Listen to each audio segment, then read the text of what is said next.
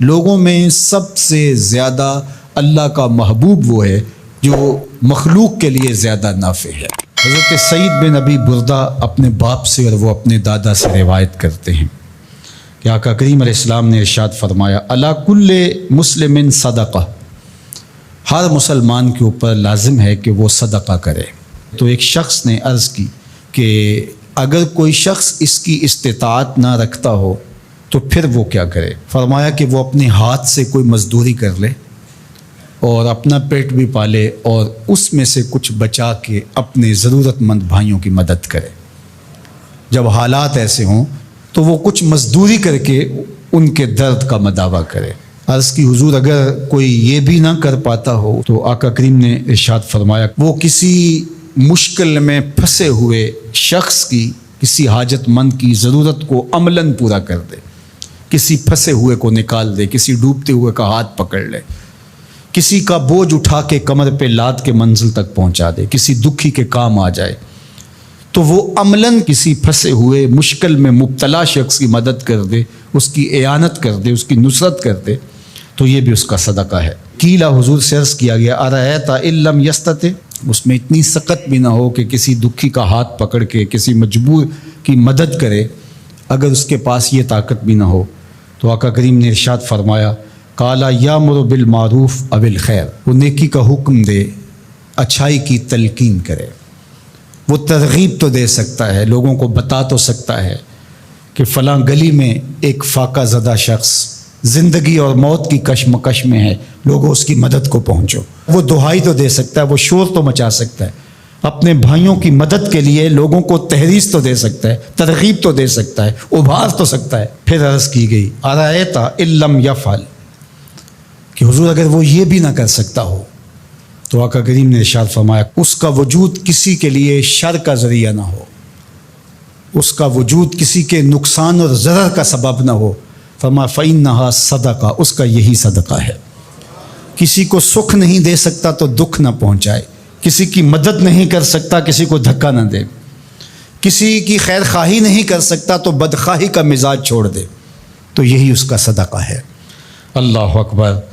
تو اللہ کے محبوب علیہ السلام نے ہمیں ایک لاہے عمل دیا، میں اور آپ دیکھیں کہ ہم ان میں کس مقام پہ کھڑے ہیں۔ اللہ نے اگر ہمیں مال فراواں عطا کیا ہے ہماری ضرورت سے زیادہ تو ہمیں اس میں سے صدقہ کرنا چاہیے، دل کھول کے صدقہ کرنا چاہیے۔ حضور علیہ السلام نے 3 چیزیں قسم کر کے کہیں کہ میں محمد صلی اللہ علیہ وآلہ وسلم اللہ کی قسم کر کے کہتا ہوں ما نقص مال عبد من صدقہ، صدقے سے مال کبھی کم نہیں ہوتا۔ اور سنو اللہ کے محبوب کیا فرما رہے ہیں، اور میں ان لوگوں کے نام اپنی محبتیں پیش کرتا ہوں جو اس وقت میدان عمل میں موجود ہیں اور گرم موسموں کے تھپیڑے گوارا کر رہے ہیں اور اپنے بھائیوں کے ساتھ مشکل کی اس گھڑی کے اندر، مصیبت کے ان لمحات کے اندر کھڑے ہیں۔ مفلوق الحال لوگ اپنی غربت، لاچاری، بیماری، بھوک، ننگ، افلاس کی وجہ سے بعض اوقات تہذیب بھی کھو بیٹھتے ہیں، لیکن اس کے باوجود اس پہ صبر کرنا اور ان سے الجھنے کی بجائے ان سے محبت اور شفقت سے پیش آنا۔ ہمارے 3 کارکن زخمی ہو چکے ہیں، پتھراؤ کیا گیا مختلف جگہوں پہ، اور یہ پرسوں تو رینجر نے ہمارے دوستوں کو نکالا، لیکن اس پر تکلیف ضرور ہوئی، لیکن غصہ اس لیے نہیں ہے، خدا نہ کرے اس مشکل میں ہم پھنسے ہوں تو ہمارا روح سخن کیا ہو، پیچھے بچے بھوک سے مر رہے ہوں، پیاس سے تڑپ رہی ہوں بیٹیاں،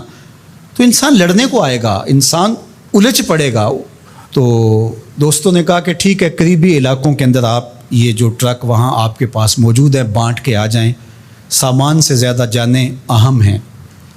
تو میں سلام پیش کرتا ہوں اپنے ان ساتھیوں کو۔ انہوں نے کہا کہ ہم جو